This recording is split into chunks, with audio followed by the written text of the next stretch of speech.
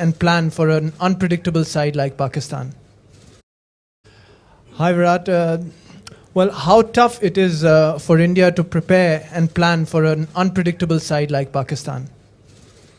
Well, we know that they have a lot of talent in their team, but we know that if we play well, then we play really well as a team, and we saw that in the first two games that we played, very clinical performances, and we just focused on exactly what we need to do. We're not focusing too much on what the opposition has to do or what they will bring to the table.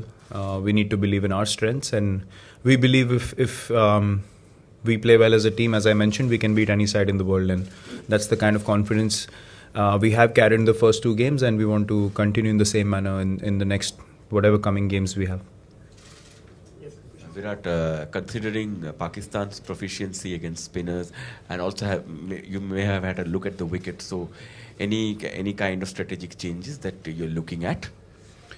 Yeah, I mean, the conditions and the length of the game will obviously make us think about a few combinations that we could potentially go in with.